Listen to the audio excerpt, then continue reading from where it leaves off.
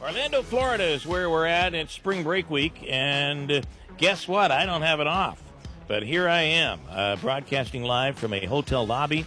There's a huge waterfall, so you're here inside the lobby. You're gonna hear a little waterfall sound in the background. And as the morning goes on, a little bit more foot traffic down there, hearing some more voices. Yeah, they turned on a radio, and I've been yelling, "Turn down the radio," but no one seems to listen to me.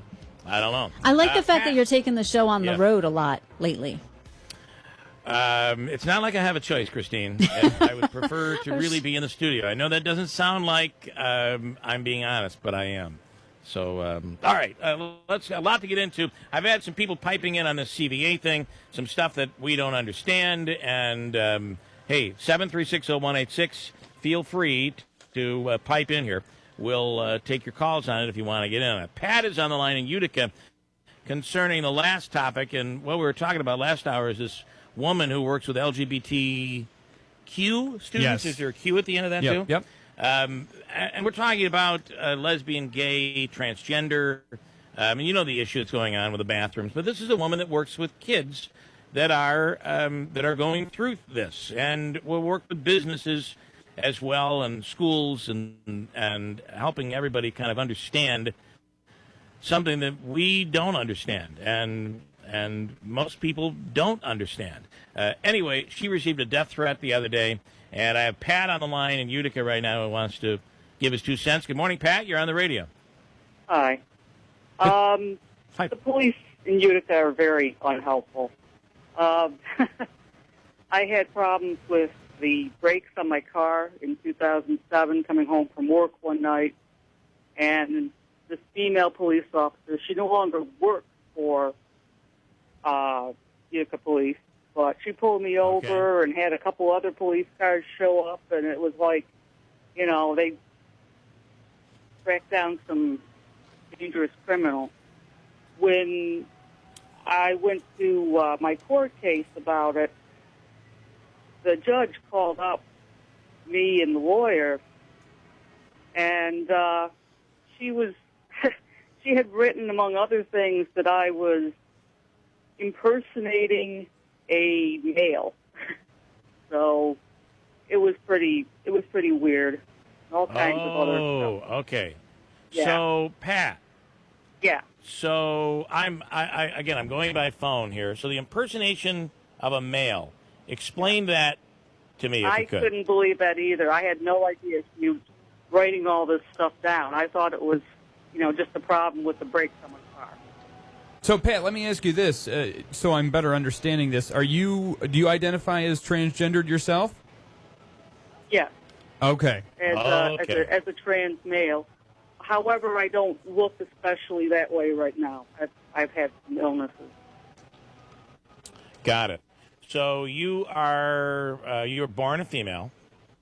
Yeah. Okay. And you identify as a male. Well, I got to tell you, it's very interesting for us, for me, I don't want to speak for anybody else, because I try to look at things this way, that if I don't understand, I probably just don't understand, and most likely need to learn. And I think if we could all take that approach, I think that probably would be the best way to go. Would you agree? I mean, you can't expect that everybody's going to understand. This is different, and what used to happen years ago is people like yourself would simply, you'd just conform, and you'd stay quiet, right? Well, a lot of my life, no matter what I did, I looked pretty androgynous. So it was kind of difficult to look feminine. So, but I'm talking about 150 years ago, 50 years ago, people you would never come out and say that you're transgender and you identify as a male. You would have to stay, you would just kind of have to stay, I don't want to say in hiding necessarily, but you'd be quiet about it. You wouldn't tell anybody. Yeah. So, I guess, Pat, do you feel like you are able to be more open about it now here in 2016 as opposed to 1996 or 1986? Somewhat. I mostly worked in manufacturing, So having short hair and dressing masculine and wearing steel-toe boots wasn't a big deal. Got it. And so your feeling is that you feel the Utica Police Department, or at the very least, the officer you dealt with, could have used a little training as to really what our last caller was talking about, what she does. She trains schools and education, and she trains businesses into understanding, which I think is the most important part here, right? Yeah. And about the bathroom thing, I try not to have to use the facilities. If I do, I go someplace where I know the bathroom and know the place where I'm going, and I usually use the ladies' room unless there's a gender-neutral bathroom available. Got it. Yeah. And you're a woman who identifies as a male. Yeah. And I can't imagine how difficult that might be for you, but I would believe, and tell me if I'm wrong, it would be possibly harder for a male who identifies as a female to be in society. I have met a few trans women, and I think it's actually a little bit easier for them. Really? Out of observation, yeah. People are a little more accepting, whereas a lot of times people are not accepting of me. And if I were to say, so you have people that say to you, what's the big deal? Use the ladies' room. I do use the ladies' room. Right, Unless there's a neutral bathroom available. Got it. But it is uncomfortable for you to use the ladies' room? I tend not to try to have to use it unless I have to, and I like to not go to any place unfamiliar. I don't usually have problems, but occasionally I do. Yeah. Okay. Would you be more comfortable using the men's room yourself? No, I don't. I don't usually use the men's room unless I was with my ex. Got it. Yeah. And then I would ask you, when you go into the ladies' room, is your worry that they're going to feel? I mean, obviously, this police officer thought you were a man, or a woman trying to be a man. Does it worry you that inside the ladies' room, a woman might mistake you for a man? A little bit. I've had that happen. Okay. Usually with an older woman or someone who's a little touchy, and it's like, I'm not going to bother anybody. I just got to pee. Yeah. I'm in Florida right now, and it was funny. We were somewhere yesterday, and I was just kind of sitting. Because have you been to Florida? Have you done any of the Florida stuff? All you do is walk. You walk, and then the kids want to go to something else, and you walk more, and you walk, and you walk. That's all I seem to do, which is probably good for me. Anyway, I was finally sitting down, and my wife went somewhere else, and I was just observing the people and watching people walk by. And it was the most amazing cross-section of people at one of these parks in Florida, Disney or SeaWorld or whatever, just watching the different people and just observing. That's what I did yesterday for about 20 minutes.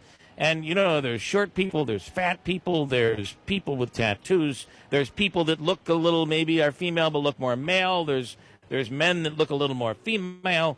It was just an amazing cross-section, and you just my takeaway from that, without even knowing we were going to be talking about this, was it's amazing how different people are. Mm-hmm. And for themselves, they're, if they're with someone who's like them, they're the same. You're the one that's different. But I guess the way we have to look at this transgender issue is it's just different. And we accept it like you accept somebody who looks different, right? Yeah.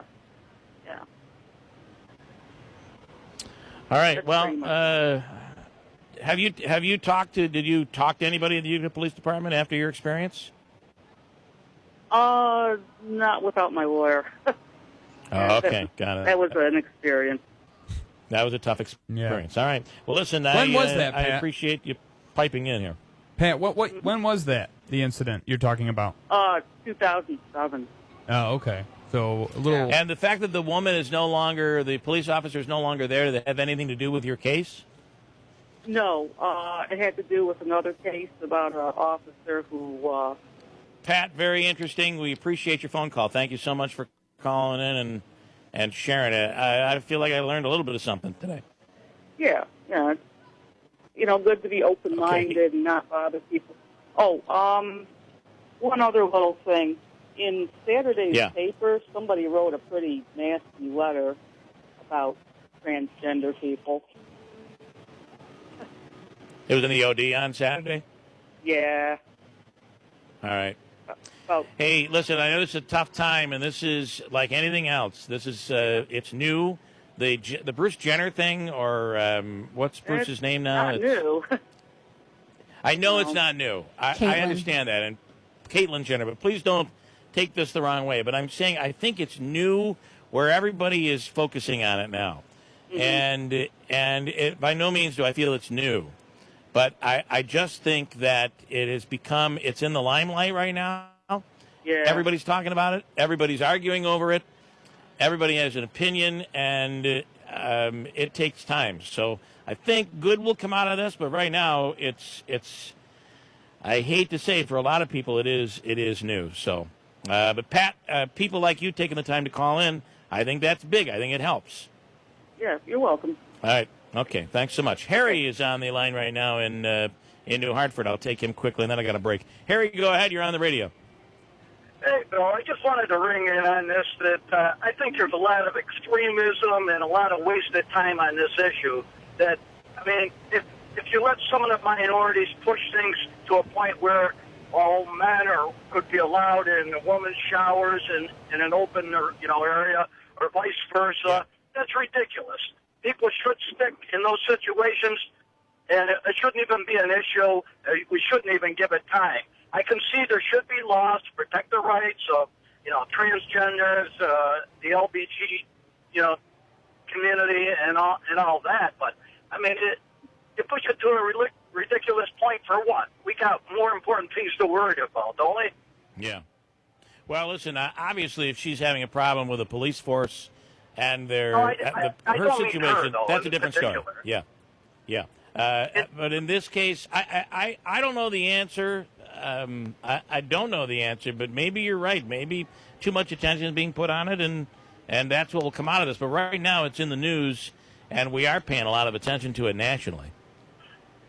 Yeah, I don't know why those things get to be such issues. Like it's almost like the trauma effect. People of issues. But I mean, if you've got whatever appendages, use those restrooms. Use a stall if it's a questionable situation. But I mean, for God's sakes, you can't make that much of an issue out of everything. Yeah. All right, Harry. Believe me, that's part of the debate. So I appreciate the call. Thanks. We will break. Come right back here. Hold tight. It's if you want to pipe in on the 73366 is the phone number. Coming right back at WIBX.